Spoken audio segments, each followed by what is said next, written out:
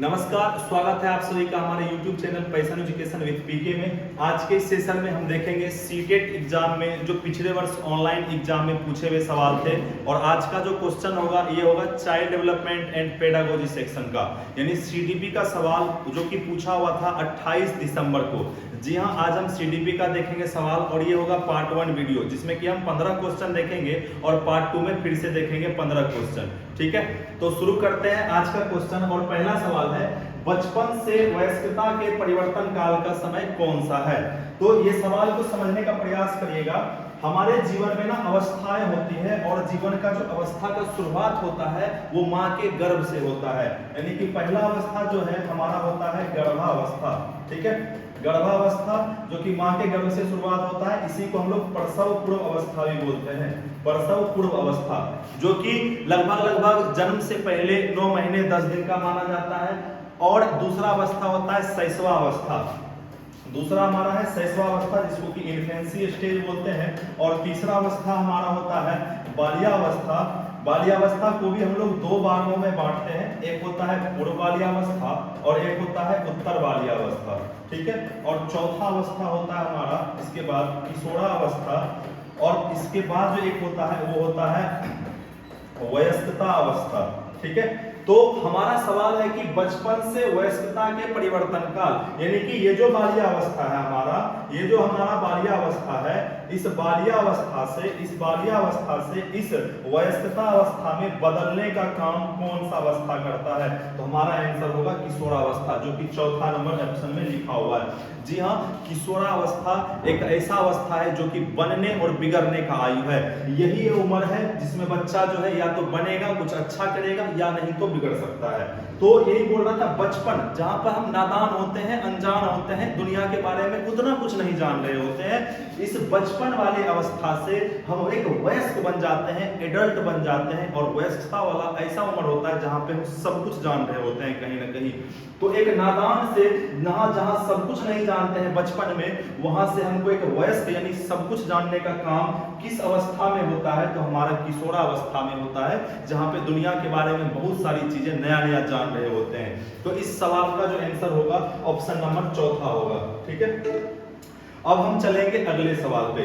Question number दूसरा सवाल है, निम्नलिखित में से किसके लिए स्थूल गामा कौशल के उपयोग की आवश्यकता होगी?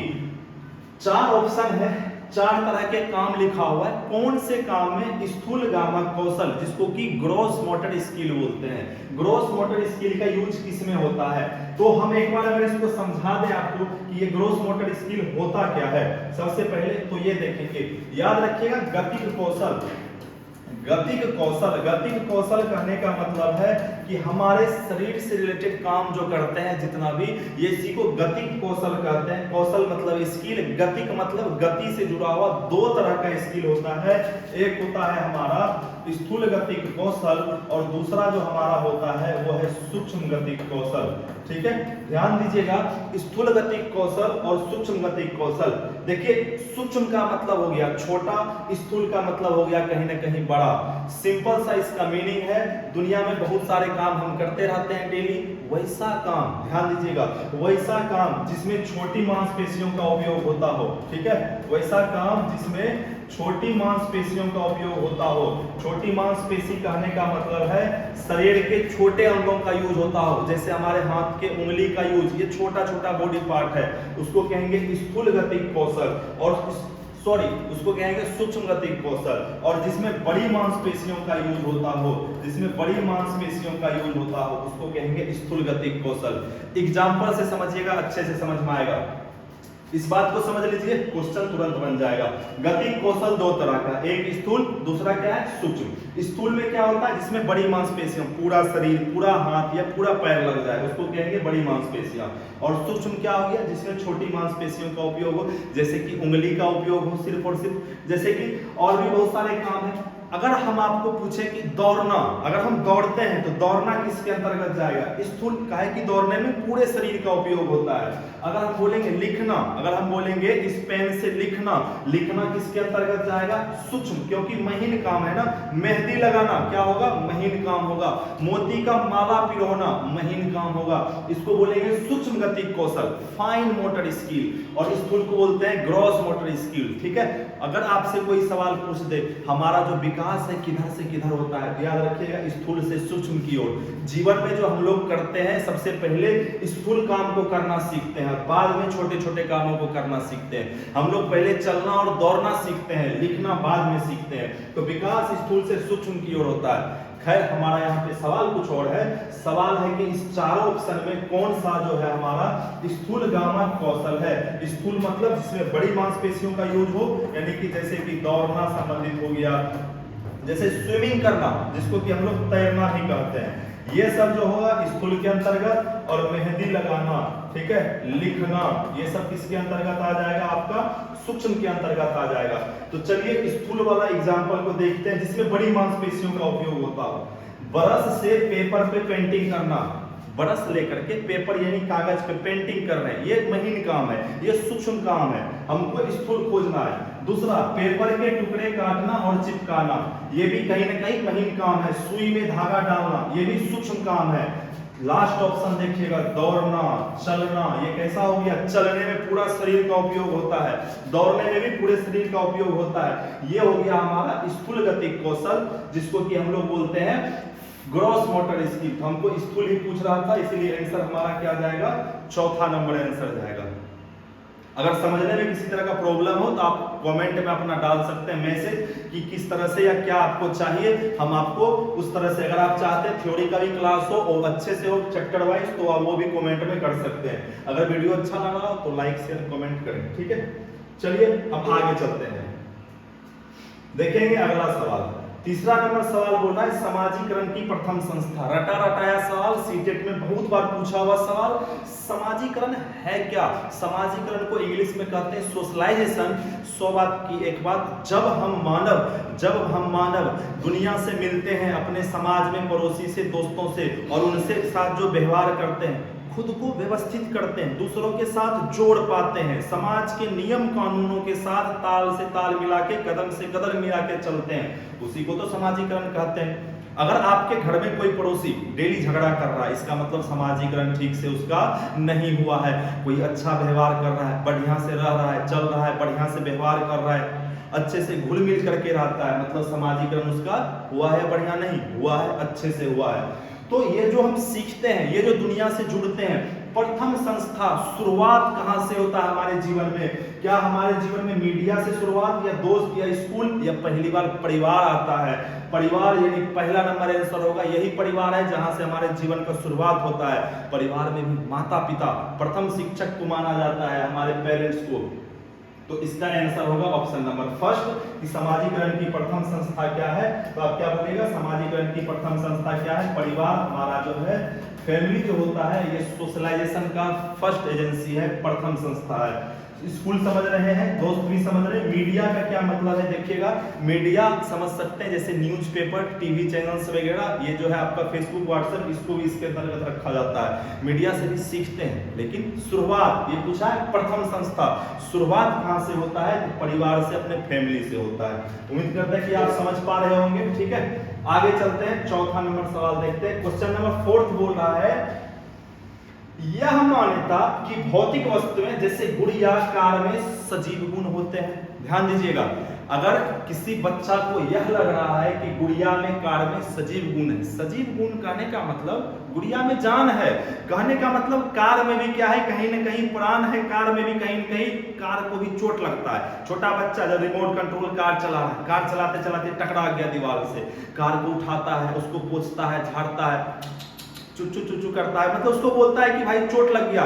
गुड़िया अगर हाथ से गिर गया बच्चा का तो उसको लगता है गुड़िया को चोट लग गया, गुड़िया को खाना खिलाता है। अगर छोटा बच्चा इस तरह का हरकत करे, इसका साफ मतलब है बच्चे को लगता है कि निर्जीव वस्तुओं में भी जान होता है। और जीन पियाजे के थ्योरी से क्वेश्चन है कि जब निर्जीव वस्तुओं में भी जान समझा जाए उसको जीववाद कहते हैं, एनिमिज्म कहते हैं। जब छोटा बच्चे निर्जीव वस्तुओं, गुड़िया में, खिलौना में, कार में अगर सजीवता देखे, जान देखे, उसको जीववाद कहते हैं। और जीन पैकेट्स के थ्योरी में जो है जीववाद जो है बच्चे के किस अवस्था में आता है, अगर पूछ दे आपसे पियाजे का 4 अवस्था। पहला अवस्था रिवीजन करिए मेरे साथ, संवेदी गामक सेंसरी मोटर स्टेज। दूसरा अवस्था पूर्व संक्रियात्मक प्री ऑपरेशनल स्टेज। तीसरा अवस्था मूर्त संक्रियात्मक कंक्रीट ऑपरेशनल स्टेज। चौथा अवस्था फॉर्मल ऑपरेशनल अमूर्त संक्रियात्मक, या फिर इसी को बोल सकते हैं औपचारिक संक्रियात्मक अवस्था। तो ये जीववाद पियाजे के अनुसार क्या कहना था इनका कि जब छोटा बच्चा निर्जीव वस्तुओं में जान समझे उसी को जीववाद कहते हैं। तो ऑप्शन नंबर इसका पहला हो जाएगा, जिसको एनिमिज्म कहते हैं। पदानुक्रमित सोच, पदानुक्रमित का मतलब एक के बाद एक सीक्वेंस में नंबर लगा हुआ।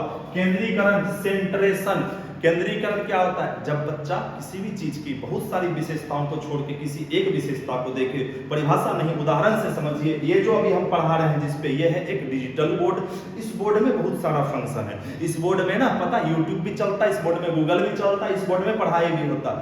छोटा बच्चा को बुलाइए, जैसे ही आएगा बोलेगा कि ये तो बहुत बड़ा वाला टीवी आ गया है, इस टीवी में तो मजा आएगा कार्टून देखने में। बच्चा को ऐसा लगता है कि ये एक टीवी के तरह, इसमें सिर्फ और सिर्फ कार्टून देखा जा सकता। इस बोर्ड के सारे फंक्शन को नहीं जान रहा है, मतलब सोच का केंद्रीकरण है। अभी वो ठीक से इन चीजों के बारे में नहीं समझ पाया है। अच्छा, जब यही बच्चा बड़ा होगा इसका केंद्रीकरण बदल जाएगा विकेंद्रीकरण। ठीक है, ये सेंट्रेशन जो है डिसेंट्रेशन हो जाएगा। विकेंद्रीकरण कहने का मतलब है जब बच्चा किसी भी वस्तुओं के सारी विशेषताओं के सारे गुण को देखने लगे, विकेंद्रीकरण।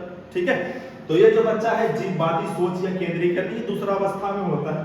ठीक है, वर्गीकरण हो गया कि एक तरीके से बच्चा चीजों को अलग अलग भागों में बांटना सीख जाए। जैसे कि अगर बच्चे के सामने हम जमा कर दिए 10 तरह का लाल डब्बा, 10 तरह का काला, नीला, ब्लू मिक्स कर दिए, बोले कि लाल वाले को अलग करो, काले वाले को अलग करो, ब्लू वाले को अलग करो। अगर सबको अलग अलग सेपरेट कर दिया मतलब वर्गीकरण कर पाया, अलग अलग भागों में बांट पाया। ठीक है, समस्या नहीं होना चाहिए। पहला नंबर इसका आंसर जाएगा कि निर्जीव वस्तुओं में जान समझता है तो वो जीववादी सोच है।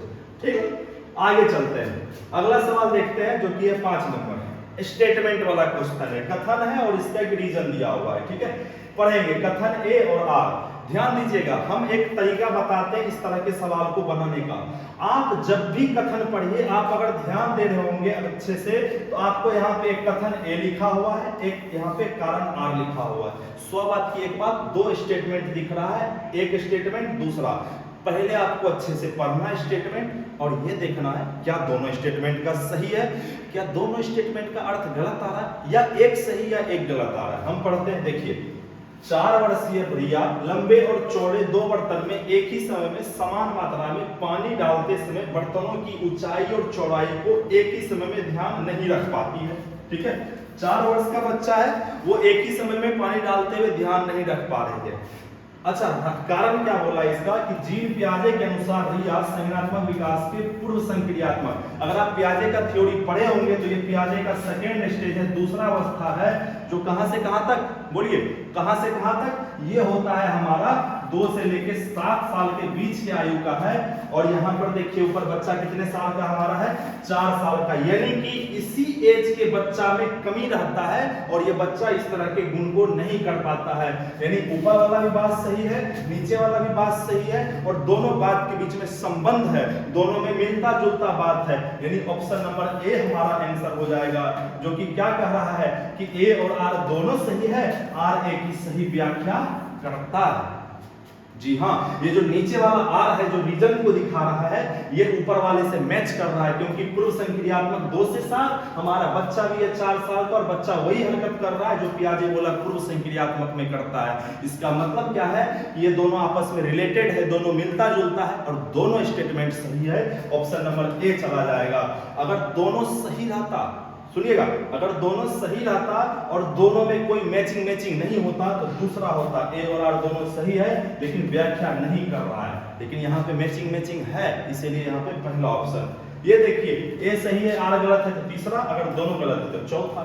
सिंपल सा बात है, प्रैक्टिस करते रहिए समय समय पे। एग्जाम आपका जुलाई में होना है, ठीक है, मन से पढ़ते रहिए दिन रात एक करके। चलिए अगला सवाल देखिए, छठा नंबर सवाल ये है वाइगोस्की के थ्योरी से। आप पढ़े होंगे वाइगोस्की के बारे में, इनके सिद्धांत का क्या नाम था, सामाजिक सांस्कृतिक विकास का सिद्धांत, सोशियो कल्चर डेवलपमेंट थ्योरी। दिया हुआ कौन है, वाइगोस्की का।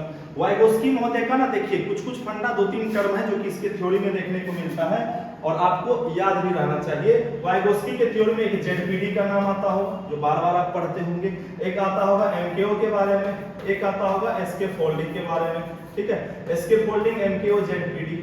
सुनिएगा वाइगोस्की बोला, वाइगोस्की सुनिए, वाइगोस्की ऐसा आदमी थे जो कि हमेशा मदद के ऊपर चलते थे, दूसरे के सहयोग के ऊपर बात करते थे। वाइगोस्की का कहना था बच्चा तब सीखेगा जब उसको मदद मिलेगा, बच्चा तब सीखेगा जब वो समाज से जुड़ेगा, बच्चा अपने संस्कृति से सीखेगा, ठीक है। सुनिएगा एक लाइन, वाइगोस्की का कहना था जब छोटा बच्चा किसी काम को करने में अटक जाए, जैसे कि कोई मैथ का क्वेश्चन बना रहा है, क्वेश्चन को बनाते समय अगर बच्चा फंस गया, उससे सवाल ठीक से नहीं बन रहा है, ठीक है, तो उस स्थिति में अगर उस बच्चे को कोई एक शिक्षक या उसका दोस्त या माता पिता जब आके उसको मदद कर दे, सुनिए मदद अस्थायी होता है, हमेशा नहीं मिलता है, मदद अस्थायी, मदद जो करता है उसको एक हिंट देता है। जैसे एक मैथ का सवाल बना रहा था, सवाल बनाते वक्त बीच में ही अटक गया, अटकने के बाद उधर से उसका शिक्षक आया, उसको थोड़ा सा इशारा कर दिया, इसको ऐसे करो। जैसे ही इशारा हुआ, इशारा करने के बाद क्या हो गया कि उसको समझ में आ गया कि कैसे बनाना है। सुनिएगा इस इशारा करने को, इस मदद करने को, इस थोड़ा सा हिंट करने को वाइगोस्की कहता है पार देना। वाइगोस्की क्या कहता है, पार देना। इसी पार को इंग्लिश में इसके फोल्डिंग बोलते हैं, इसी पार को ढांचा बोला जाता है, इसी पार को मचान बोला जाता है, इसी पार को इशारा देना, संकेत देना, हिंट देना। 5-7 नाम है, इंग्लिश याद रखिए, एक ही नाम इसके फोल्डिंग। जब भी क्वेश्चन को इसको इंग्लिश में कन्वर्ट करिएगा, इस पार के बदला में क्या मिलेगा, इसके फोल्डिंग मिलेगा, ठीक है। सवाल पढ़िए, संकेतों व अन्य तरीकों द्वारा बच्चे की जरूरत पड़ने पर मदद करना। जब बच्चे को संकेत के द्वारा हिंट करके जब मदद करते हैं तो वह किसका उदाहरण है, तो यह पार का उदाहरण है, यह इसके फोल्डिंग का उदाहरण है और यह सवाल वाइगोस्की का है, ठीक है। पढ़े होंगे तो सवाल बनेगा, सवाल उतना भारी नहीं रहता है, नॉर्मल रहता है, पढ़े हुए के लिए आसान है, जो नहीं पढ़े उसके लिए सब भारी है, ठीक है। पुनर्बलन हो गया, अनुबंधन हो गया, संज्ञानात्मक द्वंद्व, द्वंद्व हो गया, दुविधा, डायलेमा जिसको बोलते हैं, क्या करें क्या नहीं करें, इसको कॉन्फ्लिक्ट बोलिए ज्यादा अच्छा है। अनुबंधन हो गया आदत डलवाना एक तरीके से, पुनर्बलन हो गया किसी भी चीज के यानी व्यवहार को बढ़ाने का काम करे, ठीक है। सबके बारे में हम लोग बात करेंगे, फिलहाल है कि समय का थोड़ा अभाव रहता है कि लंबा वीडियो नहीं बन जाए, नहीं तो हम सबको एक एक करके बढ़िया से एक्सप्लेन करेंगे। अगर आप चाहते हैं एक एक पॉइंट का एक्सप्लेन करें तो आप कमेंट बॉक्स में लिखिएगा कि पुनर्बलन क्या है, अनुबंधन क्या है, संज्ञानात्मक द्वंद्व क्या है, ठीक है। चलिए आगे, पुनर्बलन अनुबंधन याद रखिएगा व्यवहारवादी के सिद्धांत से जुड़ा हुआ रहता है, ठीक है। पुनर्बलन हो गया किसी भी व्यक्ति के काम में व्यवहार को बढ़ा देना। जैसे बच्चा अगर मान लीजिए परीक्षा लिए, टेस्ट लिए, बच्चा का रिजल्ट आया, रिजल्ट आने के बाद उसको शाबाशी दिए, कुछ गिफ्ट मिला, तोहफा मिला, बच्चा और मन लगा के पढ़ेगा, उसको पुनर्बलन मिला, ठीक है, फिर से बल मिला और उस काम को और स्पीड में करेगा। अनुबंधन को कहते हैं आदत डलवाना, जिसको बोलते हैं एक तरीके से आप इसको क्या बोलते हैं, अनुबंधन कर देने को। जैसे कि पावलोव के थ्योरी में कुत्ता वाला कहानी अगर पढ़े होंगे, कुत्ता को कैसे घंटी की आवाज पे लार निकलने का अनुबंधन करा दिया गया था, ठीक है। चलते हैं अगला सवाल, 7वां नंबर सवाल देखेंगे, कोहलबर्ग के सिद्धांत से जुड़ा हुआ है कि कोहलबर्ग के क्वेश्चन पूछ रहा है, कोहलबर्ग की नैतिक विकास के किस चरण में, ठीक है, 3 चरण है कोहलबर्ग का, एक है पूर्व परंपरागत, एक है दूसरा परंपरागत, ठीक है, और तीसरा है पश्चिम परंपरागत, ठीक है। ये पूर्व परंपरागत, ये वाला नहीं, ये वाला होगा पहला, पूर्व परंपरागत, परंपरागत, पश्चिम परंपरागत, ये तीनों चरण कोहलबर्ग का। तीनों को 2-2 भाग में बांटा गया था, तीनों को 2-2 भाग में बांटा गया था। रिवीजन करिए मेरे साथ, आइए। परंपरागत को 2 चरण में, एक था एक था दंड और आज्ञा का पालन, जहां पे बच्चा या तो दंड से बचने के लिए या तो आज्ञा का पालन करने के लिए। इसी में दूसरा क्या था दूसरा था जब बच्चा स्वयं का लाभ देखता है, जिसको कहते हैं स्वयं प्रतिफल वाला, और जहां पे बच्चा क्या करता है, अपना फायदा देखे, जैसे को तैसा वाला भावना रहता है, टिट फॉर टैट वाला। परंपरागत को 2 भाग में बांटिए, ऊपर वाला अच्छा लड़का अच्छा लड़की, अच्छा लड़का अच्छा लड़की, और यहाँ पे क्या आ जाएगा सामाजिक कानून व्यवस्था, लॉ एंड ऑर्डर ओरिएंटेशन, जहां पे बच्चा सारे नियम कानून को मानता है, जिसको नहीं तोड़ने का बात करता है। फर्स्ट परंपरागत, जिसको की बोलते हैं पोस्ट कन्वेंशनल वाला, इसमें दो वाला, एक आएगा सामाजिक अनुबंध के नाम से और लास्ट वाला आएगा आपको सार्वभौमिक या स्वयं की नैतिकता वाला स्तर। इसको 6 भागों में बांटा गया है टोटल बोले तो, एक तरह से 2-2 करके पढ़िए। कोहलबर्ग का थ्योरी पढ़िए, सारा सवाल आसान है, कुछ नहीं है, मन लगा के पढ़िएगा। सीडीपी से इंटरेस्टेड कोई सब्जेक्ट नहीं है, अगर आप कोई भी पढ़े फिजिक्स केमिस्ट्री बायोलॉजी में था आज तक, अगर इसमें दिल लग गया तो फिर और कहीं दिल लगाने का जरूरत नहीं पड़ेगा आपको, ठीक है। तो पूछ रहा है कि कोहलबर्ग के किस चरण में व्यक्ति अपने व्यवहार के परिणाम के बजाय दूसरों के अपेक्षानुसार कार्य करता है। जब बच्चा समाज में देखता है कि बगल वाला पड़ोसिया को कोई नौकरी लग गया, बगल वाला दरोगा बन गया, उसका भी मन करता है कि हम भी दरोगे की तैयारी करें। काहे कि दूसरा दरोगा बनने पे बहुत सम्मान दे रहा है, उसको बहुत इज्जत मिल रहा है, बहुत प्रतिष्ठा मिल रहा है, उसका भी मन करता है दरोगा बनने का। दूसरों की अपेक्षाकृत, दूसरों को देख करके, और ऐसा हरकत कब करता है? ये अच्छा लड़का अच्छा लड़की से मिलता हुआ सवाल है और आंसर हो जाएगा परंपरागत चरण, ठीक है। परंपरागत में कोहलबर्ग ऐसा बोलते हैं कि अच्छा लड़का अच्छा लड़की, गुड बॉय गुड गर्ल, यानी कि कोई काम इसलिए करता है कि समाज में उसको इज्जत मिले, ठीक है, सोसाइटी से, उसके पापा से, उसके टीचर से उसको सम्मान प्राप्त हो। तो दूसरों की अपेक्षा अनुसार दूसरों को देख करके और दूसरों की नजर में अच्छा बनने के लिए जब काम करे तो परंपरागत, इंग्लिश में कन्वेंशनल, पहले वाला प्री कन्वेंशनल, बाद वाला पोस्ट कन्वेंशनल। आसान है, बस लगे रहिए, ठीक है। चलते हैं 8वां नंबर सवाल, चलते हैं। बच्चों के शिक्षा के लिए वाइगोस्की के सिद्धांत का अनुप्रयोग प्रस्तावित करता है। चलिए, हम अभी आपको थोड़ा देर पहले ही बताए थे, वाइगोस्की का नाम आएगा, वाइगोस्की हमेशा हेल्प से बात करेंगे, मदद से, सहयोग से, सहयोगात्मक अधिगम, पहला नंबर, ठीक है। पहला नंबर वाइगोस्की बात करता है, बच्चा जब भी कोई काम करे, उस काम करने में उसको दिक्कत हो जाए, बाधा हो जाए, उसको सहयोग दीजिए, हिंट दीजिए, मदद करिए, संकेत दीजिए, पार दीजिए, ढांचा दीजिए, मचान दीजिए, स्कैफोल्डिंग कीजिए। कौन? वाइगोस्की कहता है, जिसका सिद्धांत का क्या नाम है? सामाजिक सांस्कृतिक विकास का सिद्धांत, ठीक है। एमक्यू इसी के में आएगा, मोर नॉलेजेबल अदर। वाइगोस्की बोला जब किसी बच्चा को कोई दिक्कत है उसको मदद करिए, मदद करने वाले को एमक्यू कहा गया और किए हुए मदद को स्कैफोल्डिंग कहा गया, ठीक है। और इस पूरे प्रक्रिया को जेडपीडी कहा गया। समझ में आया? बहुत अच्छा। नहीं तो थ्योरी का भी वीडियो लाएंगे आपके बीच, अगर आपका रहा इच्छा थ्योरी पढ़ने का तो कमेंट लिखे, हम थ्योरी का भी वीडियो देंगे आपको। चलिए अगला सवाल देखते हैं। 9 नंबर का सवाल देखिएगा आप एक बार। बोल रहा है कि एक प्रगतिशील कक्षा, ध्यान दीजिएगा, प्रोग्रेसिव क्लासरूम का बात कर रहा है। प्रगतिशील कक्षा कहने का मतलब है ऐसा क्लासरूम जहां पे क्या बच्चा को गर्त में नीचे धकेलने का बात हो या बच्चा को ऊपर उठाने का बात हो। बोलिए, ऊपर उठाने का बात हो। प्रगतिशील कक्षा जहां पे बच्चे को हमेशा प्रोग्रेस का बात हो। प्रगतिशील कक्षा वैसा कक्षा जहां पे हमेशा बच्चा को करने का मौका दिया जाए, जहां पे बच्चे को स्वयं से सवाल पूछने का, अपने हाथों से काम करने का, जहां पे बच्चा का इन्वॉल्वमेंट होता हो, जहां पे बच्चा को भगवान माना जाता हो, जहां पे बच्चा ही सब कुछ होता हो, उसी को कहा जाता है प्रगतिशील कक्षा। तो ऐसा कक्षा परीक्षा केंद्रित, मतलब एग्जाम के ऊपर डिपेंडेंट, गलत बात। शिक्षक नहीं, किताब नहीं, बच्चा भगवान है। क्या बोले? शिक्षक केंद्रित होना, सॉरी विद्यार्थी केंद्रित, यानी चाइल्ड सेंटर्ड होना चाहिए, ठीक है। क्या होना चाहिए? चाइल्ड सेंटर्ड होना चाहिए। याद रखिएगा, परीक्षा केंद्रित, शिक्षक केंद्रित, पाठ्य पुस्तक केंद्रित, तीनों निगेटिव है।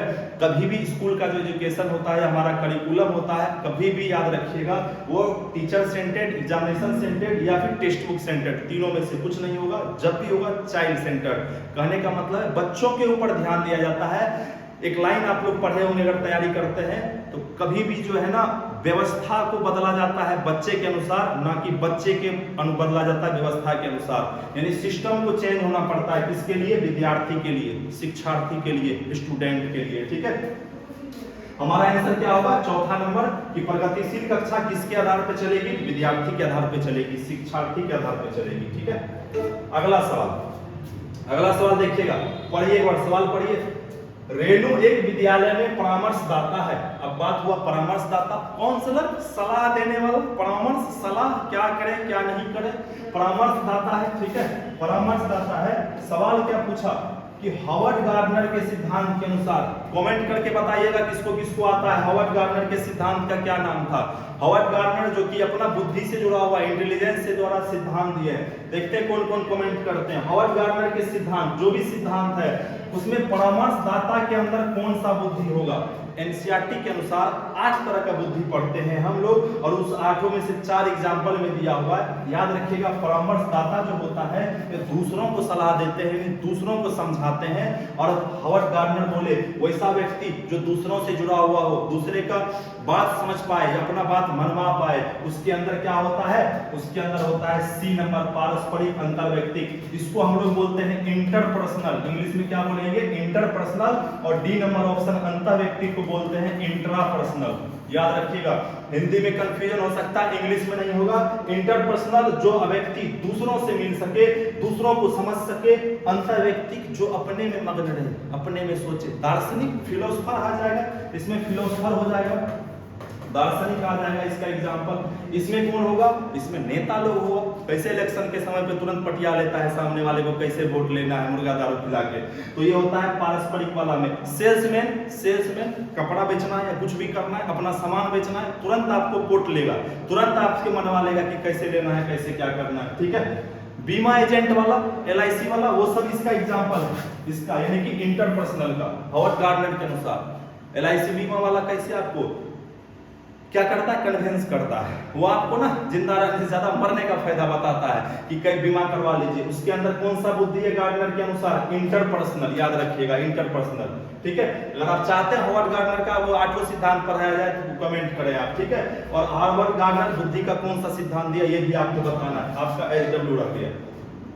अगला सवाल देखिए, राष्ट्रीय शिक्षा नीति, इसी को बोलते हैं NEP, national education policy. Hindi में राष्ट्रीय शिक्षा नीति कब आया? 2020 में। अध्यक्ष कौन था? के कस्तूरीरंगन। कोई भी कमेटी आया, नीति आया, उसका कोई अध्यक्षता करता है, उसका कमांड संभालता है, तो कौन था? तो राष्ट्रीय शिक्षा नीति का तो हमारा के कस्तूरीरंगन। तो बोला कि राष्ट्रीय शिक्षा नीति के अनुसार एक शिक्षक को शिक्षण निगम प्रक्रिया यानी पढ़ने पढ़ाने के दौरान प्राइमरी स्कूल मतलब क्लास 1 to 5 में, ठीक है, बच्चे के संप्रेषण के लिए, संप्रेषण मतलब कम्युनिकेशन, बातचीत, इसके लिए किस भाषा का प्रयोग करना चाहिए, टीचर को बच्चे को किस लैंग्वेज में पढ़ाना चाहिए। क्षेत्रीय भाषा में केवल क्षेत्रीय भाषा, केवल निगेटिव वर्ड, और सिर्फ क्षेत्रीय भाषा नहीं, केवल हिंदी नहीं, केवल अंग्रेजी नहीं, बच्चों की मातृभाषा, उसका मदर टंग। इससे बढ़ के बच्चे को समझाने के लिए कोई भाषा नहीं है, सबसे बेस्ट मदर टंग, ठीक है, जिसको कि आप मातृ जबान भी बोलते हैं। तो मातृभाषा जो है सबसे बेस्ट है हमारा बच्चों को पढ़ाने के लिए। तो ऑप्शन नंबर कौन सा चलेगा? डी नंबर आंसर चलेगा इस क्वेश्चन का। बने रहिएगा लास्ट तक, वीडियो के लास्ट तक बने रहिएगा। चलते हैं अगला सवाल, 12 नंबर सवाल देखिएगा। बोला क्या है? 5 साल की वैशाली ने अपनी माँ से कहा, माँ मुझे अमित की तरह फुटबॉल चाहिए। ध्यान से पढ़िए सवाल। वैशाली ने माँ से क्या कहा कि माँ मुझे अमित की तरह फुटबॉल चाहिए, और वैशाली की माँ जवाब देते हुए उसकी माँ ने कहा, फुटबॉल से तो केवल लड़के खेलते हैं, मैं तुम्हारे लिए एक छोटी सी प्यारी सी गुड़िया लाऊंगी। माँ का जवाब क्या दिखाता है? अरे क्या दिखा रहा है? माना लग रहा है कि बेटी होने के कारण गुड़िया दे रही है, और उसका बेटा लड़का है तो फुटबॉल से खेलेगा। गलत हो रहा है, गलत हो रहा है। यहाँ पे लड़का को फुटबॉल, लड़की को गुड़िया। याद रखिएगा, लिंग के आधार पे, लड़का या लड़की होने के आधार पे कभी भी भेदभाव नहीं किया जा सकता है। अगर कोई कर रहा है तो वहां पे लिंग रूढ़िवादिता है, जेंडर स्टीरियोटाइप है। यह लिंग रूढ़िवादिता है, जेंडर स्टीरियोटाइप है, यानी किसी के लिंग के आधार पे, लड़का या लड़की होने के आधार पे किसी को फुटबॉल मिल रहा है तो किसी को गुड़िया मिल रहा है, तो उसकी मां उसके साथ लिंग रूढ़िवादिता यानी कि जेंडर स्टीरियोटाइप। पहला ऑप्शन जेंडर भूमिका में लचीलापन, ये अच्छा बात है, ये पॉजिटिव है, लेकिन हमको ऊपर निगेटिव खोजना है। क्या है? काहे कि पढ़ने के बाद गलत हो रहा है, तो ये गलत वाला है ना, लिंग रूढ़िवादिता, ये गलत के साथ किया जा रहा है। लिंग प्रासंगिकता, इसको बोलते हैं जेंडर रिलेवेंट, ये भी सही है। लिंग समता, ये भी सही है। निगेटिव खोजना था, निगेटिव में negative, C number option gender stereotype.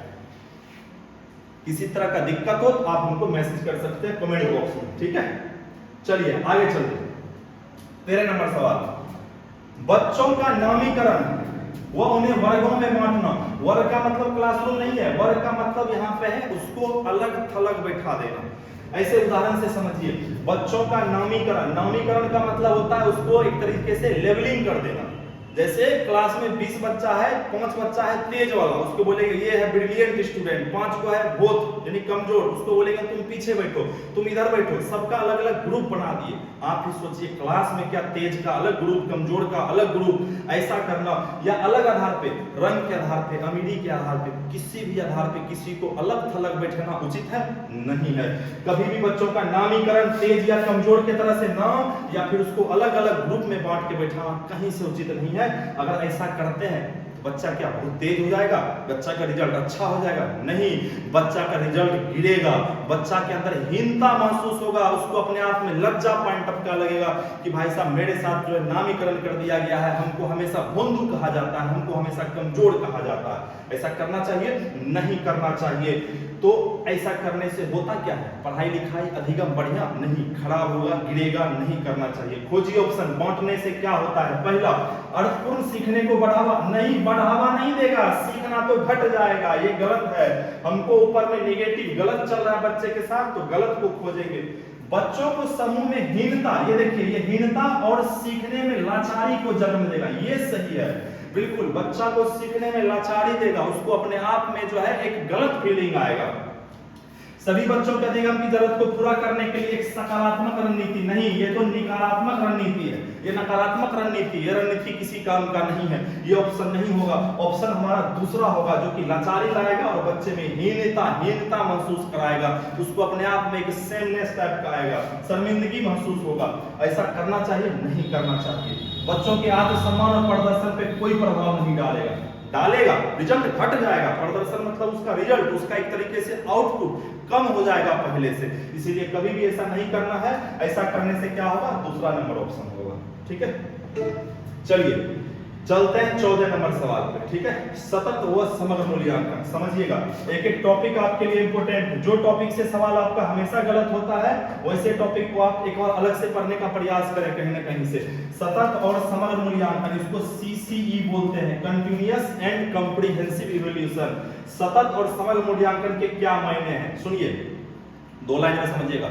सतत और समग्र मूल्यांकन बोलते हैं जब बच्चे का सतत मतलब क्या, छोड़ के नहीं, लगातार। सतत मतलब लगातार, समय समय पे, निरंतर, कंटिन्यूअस। ठीक है, सतत और समग्र मतलब होता है सभी क्षेत्रों का, यानी बच्चे का पढ़ाई लिखाई, खेलकूद, शारीरिक, मानसिक, सामाजिक सभी तरह के क्षेत्रों का जब बच्चे को मूल्यांकन, उसके मूल्य का अंकन, जब उसका परीक्षा लिया जाए, उसका टेस्ट लिया जाए, जांच किया जाए, उसी को सतत और समग्र मूल्यांकन, यानी कि बच्चे के किसी एक क्षेत्र का नहीं बल्कि सभी क्षेत्रों का जब जांच किया जाए तो उसी को सतत और समग्र मूल्यांकन, सतत और समग्र मूल्यांकन CCE, continuous and comprehensive evaluation कहा जाता है। तो बी नंबर ऑप्शन देखिए इसका सही जवाब होगा, बच्चों के व्यापक विकास से जुड़ी सभी स्कूली गतिविधि के आकलन के सभी पहलुओं को शामिल करना। स्कूल में जितना भी गतिविधि है सबको टेस्ट लीजिए, खाली पढ़ाई लिखाई परीक्षा लेने से काम नहीं चलेगा। इसीलिए ऑप्शन कौन सा होगा? दूसरा नंबर। CCE बोलता है समय समय पे सभी तरह के क्षेत्र से जुड़ा हुआ परीक्षा लीजिए। ठीक है, चलते हैं आज के इस वीडियो का जो है आखिरी सवाल होगा, क्वेश्चन नंबर 15। इसका पार्ट 2 आएगा। अगर आप चाहते हैं पार्ट 2 जल्दी आए तो आप अपने कमेंट में मैसेज करें। ठीक है, हमारा जुलाई में परीक्षा होना है। चलिए, प्रभावी शिक्षा कक्षा में, ठीक है, ध्यान दीजिएगा, अधिगम की प्रक्रिया में अक्सर जांच करने वाला प्रश्न का प्रयोग करते हैं। इससे शिक्षक को किस प्रकार के मूल्यांकन करने में मदद मिलेगा?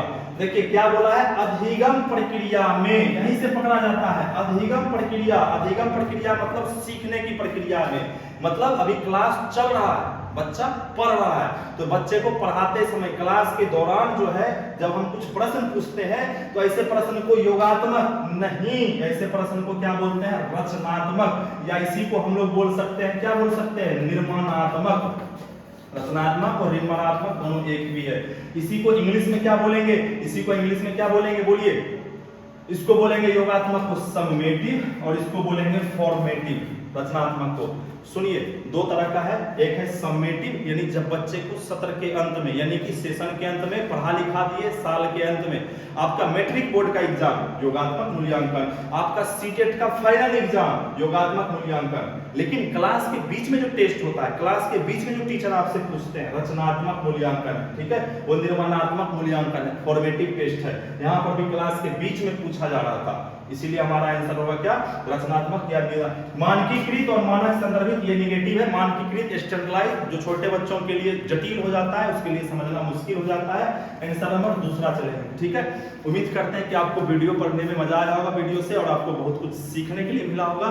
अगर आप चाहते हैं इसी तरह का वीडियो हम रेगुलर आपके लिए लाते रहे, तो आपके तरफ से भी आउटपुट मिलना चाहिए। चैनल को प्लीज सब्सक्राइब करें, अपने दोस्तों को भी शेयर करें जो इस तरह के वीडियो के जरूरतमंद हो, जो तैयारी करते हो, ठीक है।